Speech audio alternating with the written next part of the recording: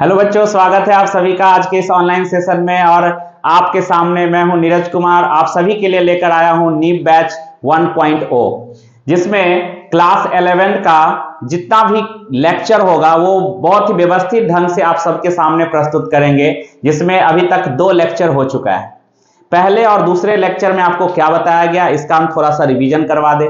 पहले लेक्चर में हम सबसे पहले बेसिक कॉन्सेप्ट ऑफ केमिस्ट्री, रसायन शास्त्र की मूलभूत अवधारणाएं, इसके बारे में पढ़ रहे थे। और सबसे बेसिक चीज जो था वो था कि ब्रह्मांड बना किससे है। तो बताया गया था कि ब्रह्मांड जो है वो पदार्थ और ऊर्जा के मिश्रण से बना है। और उसमें सबसे पहले आपको पदार्थ के बारे में डिटेल समझाया गया था। भौतिक रसायन, कार्बनिक रसायन और अकार्बनिक रसायन, फिजिकल केमिस्ट्री, ऑर्गेनिक केमिस्ट्री और इनऑर्गेनिक केमिस्ट्री। क्लियर है। उसके बाद हम लोग बात कर रहे थे कि भौतिक रसायन के अंतर्गत हम सबसे पहले जानेंगे रसायन शास्त्र की मूलभूत अवधारणाएं, बेसिक कॉन्सेप्ट ऑफ केमिस्ट्री, जिसमें हम सबसे पहले चर्चा किए ब्रह्मांड की बात हो रही थी। तो हम बताएं कि ब्रह्मांड जो है वो पदार्थ और ऊर्जा, इस दोनों के समावेश से बना है। जिसमें हम एनर्जी की बात जो है वो बाद में करेंगे, पहले हम मैटर की बात करते हैं। और मैटर यानी पदार्थ में बताया गया था कि पदार्थ हर वो चीज जो स्थान घेर रहा है, रुकावट डाल रहा है, जिसमें कुछ द्रव्यमान है, जिसको हमारी ज्ञानेंद्रिय अनुभव कर सकता है, वो पदार्थ है। जैसे कि आप मोबाइल अभी देख रहे हो, वो मोबाइल पदार्थ है। हाथ में रखा हुआ कलम, चाहे मेज पे पड़ा हुआ किताब, चाहे हमारा टेबल, बेंच, लकड़ी, पुस्तक, ये सारा चीज जो है वो पदार्थ है, यहां तक कि हवा भी। उसके बाद फिर बताया गया था आपको कि पदार्थ जो है उसके मुख्य 3 अवस्था है, ठोस अवस्था, द्रव अवस्था, गैसीय अवस्था। ठोस, द्रव, गैस अवस्था के अलावा प्लाज्मा अवस्था और बोस-आइंस्टीन अवस्था भी है। लेकिन हम अपने सिलेबस में मुख्य रूप से और खास करके बेसिक केमिस्ट्री में 3 अवस्था जानेंगे, ठोस, द्रव और गैस, जिसके बारे में हम पिछले ही लेक्चर में चर्चा कर चुके हैं। उसके बाद हम ये भी बताए थे कि पदार्थ को 2 भागों में वर्गीकृत किया गया। एक था वर्गीकरण में मिश्रण और दूसरा था शुद्ध पदार्थ। शुद्ध पदार्थ किसको कहते हैं? वह एकल पदार्थ, यानी कि एक सिंगल, यानी कि प्राइमरी बात हम कर रहे हैं, एक ऐसा एकल पदार्थ जिसको 2 भिन्न गुण वाले पदार्थों में बांटा नहीं जा सकता है, जिससे नए गुण वाले पदार्थ का निर्माण नहीं किया जा सकता है। क्योंकि शुद्ध पदार्थ का मतलब है जिसमें एक ही गुण वाला पदार्थ उपस्थित हो, एक ही गुण का द्रव्य उपस्थित हो। तो इसीलिए शुद्ध पदार्थ में 2 चीज आता है, तत्व और यौगिक। और यौगिक भी 2 प्रकार के होते हैं, कार्बनिक यौगिक और अकार्बनिक यौगिक। तो माइंड मैप क्या करना है? माइंड मैप ये करना है कि पदार्थ को 2 भाग में बांटा गया। कौन कौन सा चीज था, वापस हम आपको यहां रिवीजन करवा दे। यहां पे बताया गया था मिक्सचर और प्योर सब्सटेंस, यानी कि शुद्ध पदार्थ और मिश्रण। शुद्ध पदार्थ में 2 है, कंपाउंड और एलिमेंट, यौगिक और तत्व। तत्व से ही यौगिक का निर्माण होता है। और मिक्सचर 2 प्रकार के होते हैं, विषमांगी और समांगी। मिश्रण के दोनों प्रकार, यौगिक किसको कहते हैं, तत्व किसे कहते हैं, ये आज के लेक्चर नंबर 3 में हम लोग जानने वाले हैं। इसीलिए आज जो है वो आप देख सकते हैं, यहां लिखा भी है लेक्चर 3। तो पिछले 2 लेक्चर में जो बात बताया गया उसकी चर्चा हम लोग कर ली। अब बात करते हैं ठोस, द्रव, गैस दिखने में कैसा होता है ये सबको पता है, लेकिन हम इसका मौखिक वर्णन किए थे। अब हम यहाँ पे दिखा देते हैं। अगर किसी को वीडियो को रोक करके लिखना होगा तो लिख भी सकता है, हालांकि ये बहुत बड़ी बात नहीं है, आप लोग 9th 10th में पढ़कर आए होंगे। तो आगे बढ़ते हैं। यहाँ पे लिखा the state of matter with definite shape and volume. हम पहले ही बताए थे कि जिसका निश्चित आयतन और आकार होता है उसको ठोस कहते हैं।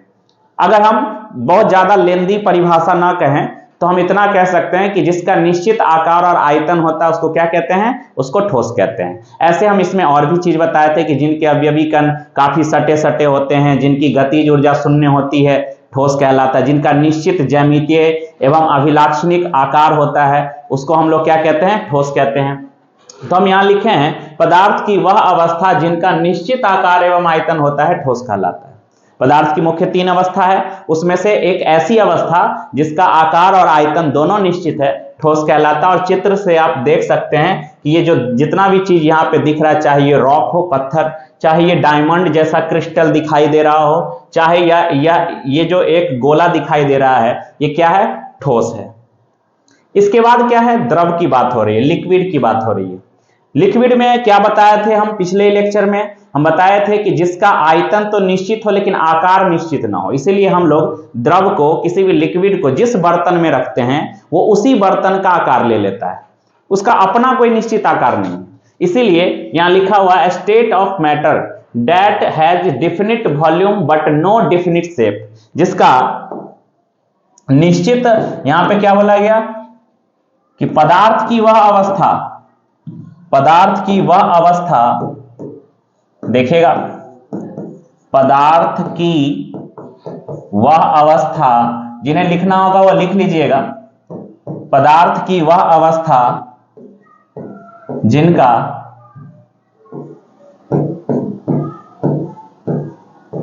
निश्चित आयतन होता है परंतु जिनका निश्चित आयतन होता है परंतु आकार निश्चित नहीं होता, आकार निश्चित नहीं होता है,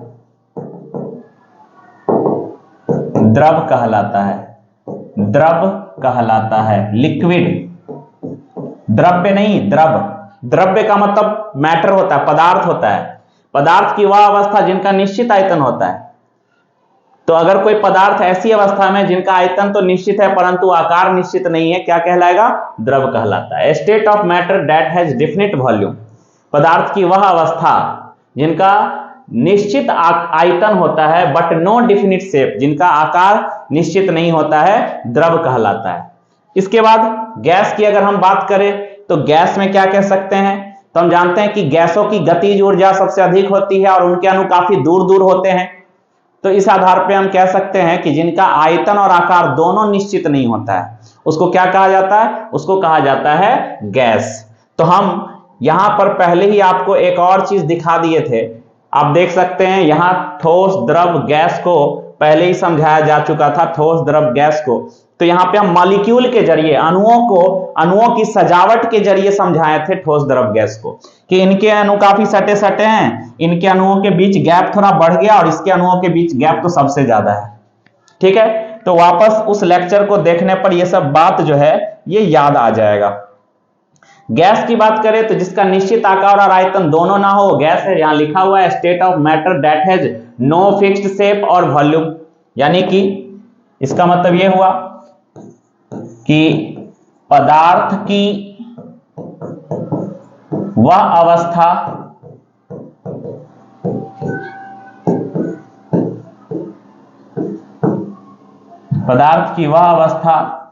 जिनका ना तो निश्चित आकार होता है और ना ही निश्चित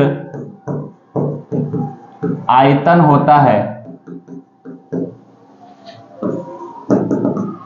ना ही निश्चित आकार होता है और ना ही निश्चित आयतन होता है, क्या कहलाएगा? गैस कहलाता है।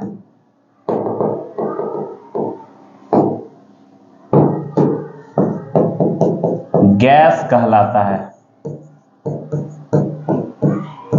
आप देख सकते हैं यहां चिमनी से उठता हुआ ये जो धुआं दिख रहा है, ये धुआं क्या है? गैस है। और ये जैसे ही चिमनी से बाहर निकला, अब बाहर का आयतन फिक्स नहीं है, तो ये क्या हो रहा है? जहां तहां जैसे तैसे फैल रहा है, एक निश्चित आयतन में नहीं ढल रहा है और इसका कोई निश्चित आकार भी दिखाई नहीं दे रहा है। इसलिए कहा गया कि पदार्थ की वह अवस्था जिनका ना तो निश्चित आकार होता है और ना ही निश्चित आयतन होता है, गैस कहलाता है।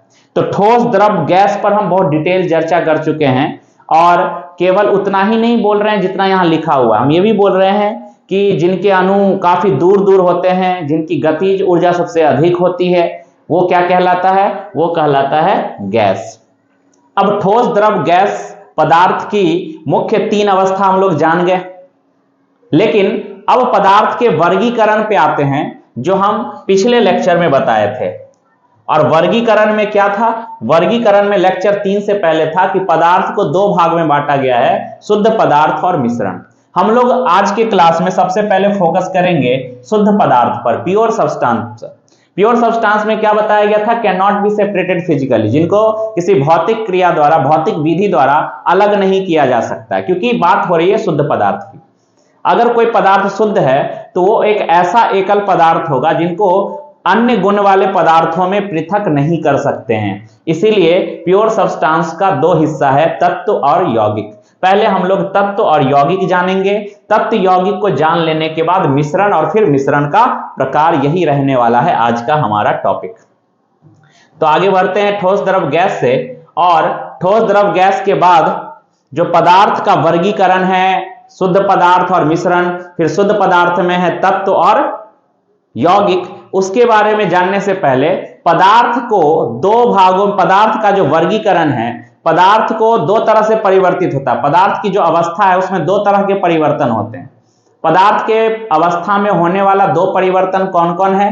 भौतिक परिवर्तन और रासायनिक परिवर्तन, फिजिकल चेंज और केमिकल चेंज। तो भौतिक परिवर्तन और रासायनिक परिवर्तन क्या है, ये बड़े आसानी से समझ सकते हैं। जैसे हम पानी को उबालते हैं तो पानी क्या करता है? वाष्प बनाता है, और वो वाष्प को अगर हम जमा कर ले, ऊपर से ढक देते हैं, तो ढक देने पर क्या होता है? सभी वाष्प उस ढके हुए बर्तन की सतह पर जमा होना शुरू हो जाता है। जैसे ही हम पानी को गर्म करना बंद करते हैं, यानी जैसे ही वाष्प जो है वो बनना बंद होता है, सभी वाष्प जो ढके हुए बर्तन पे जाके जमा हो रहा था वो ठंडा होने लगता है, और ठंडा होकर के फिर से वो सभी वाष्प एक जगह संघनित होकर, जमा होकर फिर से द्रव के अणुओं में बदल जाता है। इसका मतलब क्या है कि पानी को गर्म करने पर वाष्प बना, और वाष्प ठंडा होकर फिर से पानी में बदल गया। इसका मतलब यह है कि वो अपना प्रारंभिक स्वभाव जो था उसमें कोई परिवर्तन नहीं ला पाया, इसलिए हम ऐसे परिवर्तन को कहते हैं भौतिक परिवर्तन। लेकिन इसी जगह कोई लकड़ी को अगर जला दे तो लकड़ी के जलने के बाद कोयला बन जाता है, और उस कोयले को फिर से हम लकड़ी में परिवर्तित नहीं कर सकते हैं। इसका मतलब यह हुआ कि कोयले का गुण और जो लकड़ी का गुण है वो एक दूसरे से भिन्न हो गया। तो इसलिए ऐसे परिवर्तन को हम लोग कहते हैं रासायनिक परिवर्तन। इसलिए पदार्थ के 2 परिवर्तन को हम मुख्य रूप से जानेंगे, भौतिक परिवर्तन को और रासायनिक परिवर्तन को। तो भौतिक परिवर्तन जो है, यानी कि फिजिकल चेंज, जिसका उदाहरण यहां पे देख रहे होंगे आप लोग। फिजिकल चेंज में क्या लिखा है? A physical change occurs when the substance changes state but does not change it's chemical composition. मतलब ये कह रहा है कि पदार्थ में होने वाला ऐसा परिवर्तन जिसमें पदार्थ अपनी अवस्था में परिवर्तन तो लाता है, लेकिन अपने रासायनिक गुणों में परिवर्तन नहीं लाता है। क्या बोल रहे हैं हम? पदार्थ अपनी अवस्था में परिवर्तन तो लाता है। जैसे हम पानी को गर्म किए तो पानी वाष्प बनने लगा, तो वाष्प पानी का कौन सी अवस्था है? गैसीय अवस्था है। और पानी जिसको हम गर्म कर रहे हैं वो पहले से कौन सी अवस्था में था? द्रव अवस्था में। तो इसका मतलब यह है कि अवस्था तो बदल रहा है, पानी वाष्प में बदल रहा है, लेकिन पानी का जो गुण है वही गुण वाष्प का भी है। जो सूत्र जल का है वही सूत्र वाष्प का भी होता है। जल का अगर सूत्र H2O है, अगर हम उसको H2O लिक्विड लिखते हैं तो वाष्प का सूत्र क्या होगा? H2O gas. उसी तरह से अगर हम पानी को जमा दें तो पानी का टेम्परेचर जैसे 0 डिग्री सेल्सियस पे पहुंचता है वो बर्फ में बदलना शुरू कर देता है।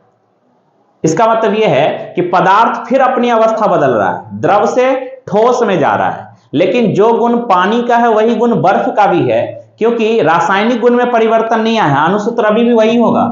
H2O लिक्विड का मतलब हो गया जल, और H2O सॉलिड का मतलब हो गया बर्फ, जो यहां दिख रहा है आपको। तो पदार्थ में होने वाला वैसा परिवर्तन जिसमें पदार्थ के अवस्था में तो परिवर्तन होता है, लेकिन उस पदार्थ के रासायनिक गुण में परिवर्तन नहीं होता है, इसीलिए ऐसे परिवर्तन को हम कहते हैं भौतिक परिवर्तन, जिसमें कोई अस्थायी परिवर्तन ना हो रहा। तो इसीलिए यहां पर लिखा हुआ है physical change occurs when the substance changes state but does not change it's chemical composition. रासायनिक अनुपात, कंपोजिशन का मतलब होता है जिस अनुपात में वो, जैसे कि जल जो है उसमें हाइड्रोजन ऑक्सीजन 2:1 में, तो जल जब जलवाष्प में बदलेगा तो ये अनुपात अभी भी वही रहेगा, 2:1 ही रहने वाला है। इसीलिए बोला गया कि केमिकल कंपोजिशन चेंज नहीं होगा। अब जैसे यहां पे हम उदाहरण में देख सकते हैं कि बर्फ है और एक तरफ चॉकलेट है। चॉकलेट अगर पिघल भी जाए तो चॉकलेट पहले क्या था, ठोस था, पिघलने पर ये क्या हो गया, द्रव रूप में आ रहा है, अवस्था तो बदल रहा है। लेकिन चॉकलेट जब ठोस था तब भी उसका गुण वही था, उसी तरह से ये मीठा लगेगा। पिघले हुए चॉकलेट को खाएंगे तब भी वो वैसा ही मीठा लगेगा। यानी इसके भौतिक गुण में परिवर्तन तो आ रहा है, भौतिक चेंज तो हमको दिख रहा है, भौतिक रूप से परिवर्तित होता हुआ दिख रहा है, लेकिन इसके रासायनिक गुण में परिवर्तन नहीं हो रहा है। ऐसे परिवर्तन को कहते हैं भौतिक परिवर्तन। जैसे एक साइड बर्फ है, बर्फ के पिघल जाने पर यह पानी में बदल जाएगा।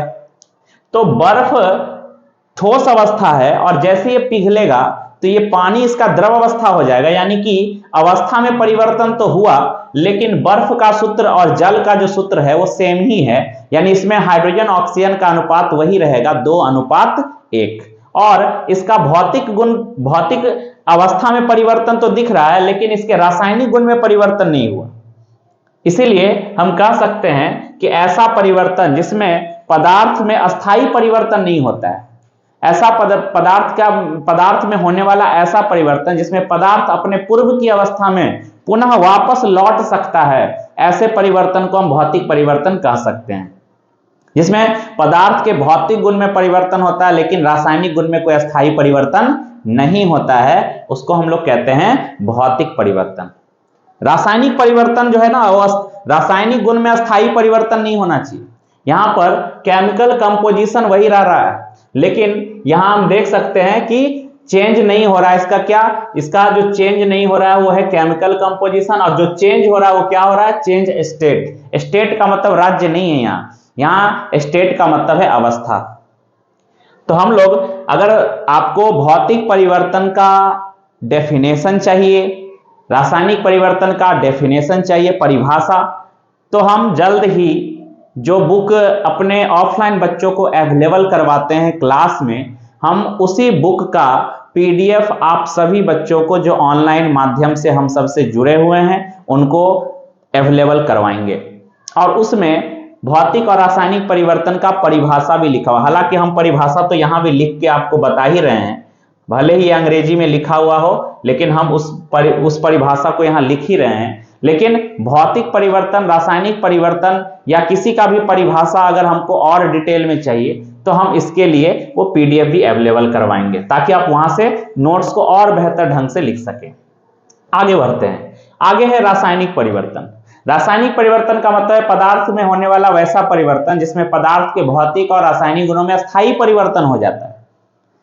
अस्थायी परिवर्तन हो जाता है, सही सुन रहे हैं आप, अस्थायी परिवर्तन हो जाता है। मतलब ये कि अगर हम पेट्रोल को जलाते हैं तो पेट्रोल जलने पर क्या होता है, वाष्पित होता है और उसका वाष्प उड़ जाता है, और उसके बाद जल जाने के बाद, पेट्रोल के जल जाने के बाद उस पेट्रोल को दोबारा प्राप्त नहीं किया जा सकता है। यानी पदार्थ में होने वाला वैसा परिवर्तन जिसमें पदार्थ को अपनी पूर्व की अवस्था में, यानी जिस अवस्था में वो पहले था उस पूर्व की अवस्था में वापस नहीं लाया जा सकता है, ऐसे परिवर्तन को हम लोग कहते हैं रासायनिक परिवर्तन। ऐसा परिवर्तन जिसमें पदार्थ के रासायनिक गुण में अस्थायी परिवर्तन होता है, ऐसे परिवर्तन को हम लोग कहते हैं रासायनिक परिवर्तन। यहां लिखा है a change that produces a new substance. ऐसा परिवर्तन जो एक नया सब्सटेंस, एक नया पदार्थ उत्पन्न करता है, ऐसे परिवर्तन को कहते हैं रासायनिक परिवर्तन। जैसे दूध जो है वो द्रव है, लेकिन जैसे उसको हम जमाते हैं, उसमें हम सिरका, फिटकरी या कुछ अगर डालकर उसको जमाते हैं तो दूध से जब दही बनता है तो दही जो है वो उसी दूध का ठोस रूप है। लेकिन क्या वो दूध एक नया गुण वाला पदार्थ प्रोड्यूस नहीं किया? दूध का स्वाद और दही का स्वाद बिल्कुल अलग होता है। क्या दूध से दही बनने के बाद क्या दही को फिर से वापस दूध में बदला जा सकता है? जवाब है नहीं। इसका मतलब यह है कि दूध से दही का बनना रासायनिक परिवर्तन है। इसी तरह से यहां चित्र में आप देख रहे होंगे कि लकड़ी को जलाया जा रहा है, तो लकड़ी के जलाने पर इसका टेम्परेचर बढ़ा, यहां दिखा रहा है टेम्परेचर बढ़ता हुआ। ताप में वृद्धि होने के साथ साथ जब ये लकड़ी जल जाएगा तो क्या बनेगा, कोयला। कोयला जो है वो क्या होगा, अगर और अच्छे ढंग से जल गया, अगर कोयला भी जल गया तो इसका मतलब है कि ये मुख्य रूप से एक हमको ऐश की तरह, इसका मतलब राख की तरह दिखाई देगा। तो अगर इसमें कुछ कोयला भी है और कुछ अगर राख भी है तो हमको लकड़ी से एक नया चीज प्राप्त हो गया। लकड़ी जलकर एक नया पदार्थ प्रोड्यूस किया, एक नया पदार्थ उत्पन्न किया। तो जब भी किसी परिवर्तन में एक नया गुण वाला पदार्थ उत्पन्न हो जाता है, प्राप्त हो जाता है, तो उसको हम लोग कहते हैं रासायनिक परिवर्तन। जिसके परिवर्तन में रासायनिक गुण में स्थायी परिवर्तन हो जाता है उसको कहते हैं रासायनिक परिवर्तन। तो जैसे में हम उदाहरण के लिए बोल सकते हैं पेट्रोल का जलना, दूध से दही का जमाना, लकड़ी का जलना, ये सब क्या है, ये सब रासायनिक परिवर्तन का उदाहरण है। तो अगर हम पेड़ से लकड़ी को काट दिए तो पेड़ से लकड़ी को काटने का मतलब ये नहीं कि वो रासायनिक परिवर्तन हो गया। लकड़ी को काटकर हम लकड़ी को छोटे छोटे टुकड़ों में बांट भले ही देंगे, लेकिन एक बड़े लकड़ी का जो गुण है वही एक छोटे से लकड़ी में भी वही गुण है। लेकिन अगर उस लकड़ी को जला देते हैं ना, तो जला देने के बाद जो कोयला बनेगा या राख बनेगा, उसका गुण और लकड़ी के गुण एक दूसरे से क्या होंगे, भिन्न होंगे।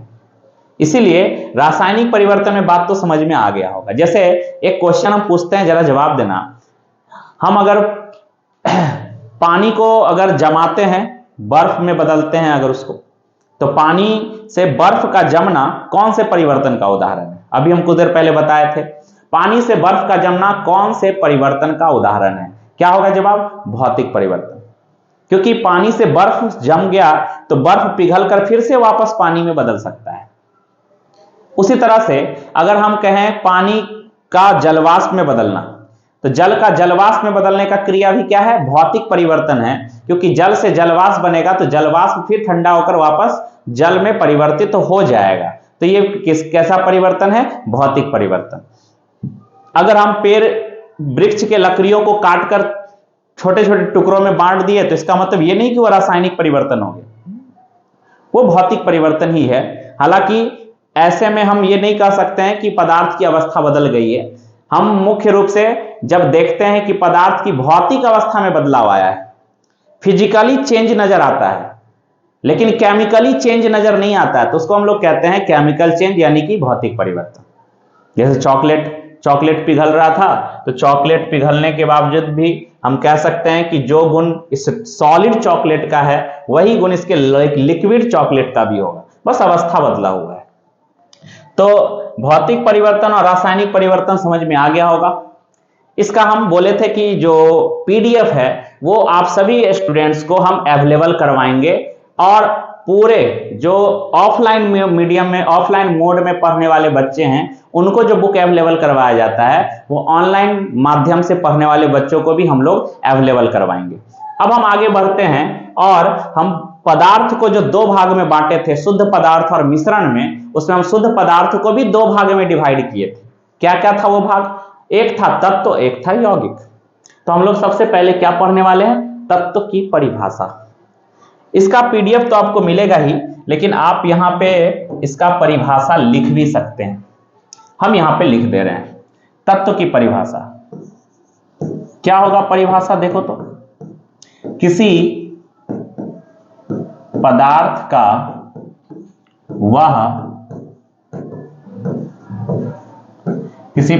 का वह शुद्धतम रूप जिसे सामान्य पदार्थ, किसी पदार्थ का वह शुद्धतम रूप, क्योंकि पदार्थ का वर्गीकरण हुआ था शुद्ध पदार्थ में और मिश्रण में। अभी हम लोग शुद्ध पदार्थ पढ़ रहे हैं, और शुद्ध पदार्थ दो ही है, तत्व और यौगिक, और वो भी यौगिक तत्व से ही बना है, इसलिए यौगिक भी शुद्ध है। इसीलिए इस ब्रह्मांड में सबसे शुद्ध पदार्थ और पदार्थ का जो सबसे सूक्ष्मतम कण है, सबसे छोटा है, वो हम यहां पे बात कर रहे हैं तत्व की।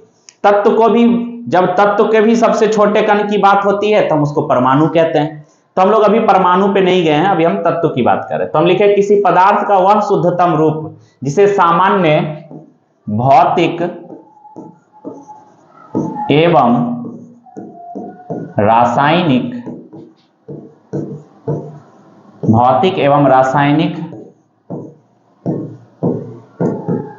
विधियों द्वारा, किसी पदार्थ का वह शुद्धतम रूप जिसे सामान्य भौतिक एवं रासायनिक विधियों द्वारा, यानी हम किसी भी फिजिकल और केमिकल प्रोसेस की बात कर रहे हैं, किसी भी भौतिक या रासायनिक विधि द्वारा, इस भौतिक एवं रासायनिक विधियों द्वारा दो भिन्न गुण, यानी दो अलग अलग गुण, दो भिन्न गुण वाले पदार्थ में ना तो विभाजित किया जा सकता है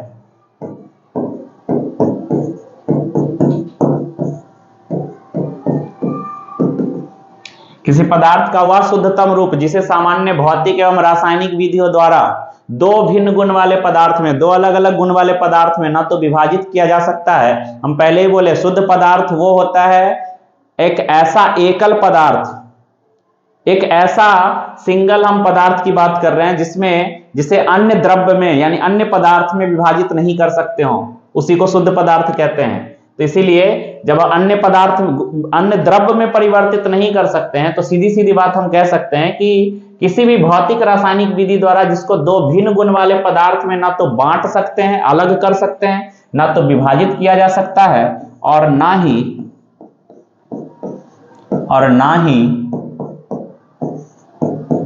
दो भिन्न गुण वाले पदार्थ से बनाया जा सकता है।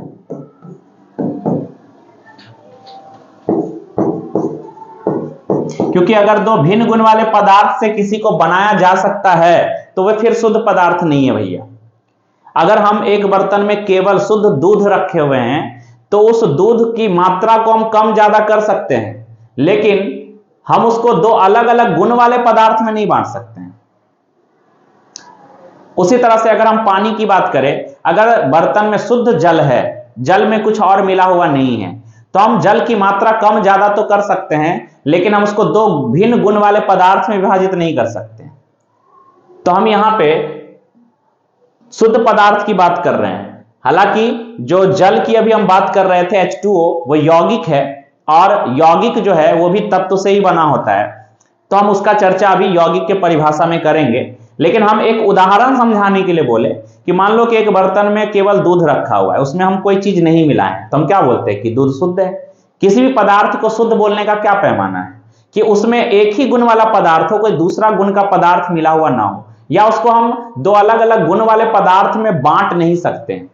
तो उसी तरह से यहां बोला गया कि जिसको किसी भौतिक रासायनिक विधि द्वारा ना तो दो भिन्न गुण वाले पदार्थ में बांटा जा सकता है और ना ही दो भिन्न गुण वाले पदार्थ से मिलाकर बनाया जा सकता है। बनाया जा सकता है हम लिखते हैं लास्ट में क्या, तत्व कहलाता है। देख लीजिएगा परिभाषा, लिखा किसी पदार्थ का वह शुद्धतम रूप जिसे सामान्य भौतिक एवं रासायनिक विधियों द्वारा दो भिन्न गुण वाले पदार्थ में ना तो विभाजित किया जा सकता है और ना ही दो भिन्न गुण वाले पदार्थ से बनाया जा सकता है। दो भिन्न गुण वाले पदार्थ से बनाया जा सकता है। यह हो गया तत्व का परिभाषा। अभी तक ऐसे तो ज्यादातर किताब में लिखा रहता है कि 115 तत्वों की खोज हो चुकी है, लेकिन 118 तत्व का खोज हो चुका है। जो एकदम जो लेटेस्ट है उसके अनुसार हम कहें तो 118 तत्व की खोज हो चुकी है, लेकिन 118 तत्व के सभी गुणों की चर्चा, सभी गुणों के बारे में अभी नहीं बताया गया है। इसलिए हम लोग अभी भी 115, 114, कहीं 112 ऐसे तत्व का जिक्र करते हैं। तो तत्व का अगर हम उदाहरण लिखे तो क्या होगा? तत्व के उदाहरण में हम लिख सकते हैं oxygen, sulphur, magnesium, carbon, phosphorus, nitrogen, या इसके अलावा सिलिकॉन, पोटेशियम, जर्मेनियम, कई सारे उदाहरण हैं। इसके अलावा हम बोले तो कि अगर तत्वों की संख्या 118 है तो हम 118 का उदाहरण यहां तो नहीं लिखेंगे, हम यहां पे 4-5 उदाहरण ही लिखेंगे। तो तत्व का परिभाषा और उदाहरण आप देख लीजिए। तो उदाहरण आप देख लिए होंगे और उम्मीद है कि आप इसको नोट भी कर लीजिए। तो आप इस उदाहरण को देखने के बाद और इसके पहले जो आपको टॉपिक आज के क्लास में बताया गया है, भौतिक परिवर्तन, रासायनिक परिवर्तन, और भौतिक रासायनिक परिवर्तन से पहले ठोस द्रव गैस के बारे में हम थोड़ा सा और जिक्र किए थे, ये आप देख चुके होंगे। तो उम्मीद है कि आपको ये वीडियो पसंद आया होगा। ज़्यादा से ज़्यादा स्टूडेंट्स में आप इस वीडियो के बारे में शेयर कर सकते हैं, और अगर आप YouTube पे हैं तो हमारे चैनल को आप लाइक सब्सक्राइब कर सकते हैं। तो मिलते हैं आप सभी बच्चों के साथ अगले वीडियो में। आप अपना पढ़ाई ऐसे ही लगन और मेहनत से जारी रखें, क्योंकि नींव मजबूत होगी तभी इमारत आलीशान बनेगा, ये आपको याद रखना है बच्चों। तो अपना ख्याल रखिए। Good bye, take care.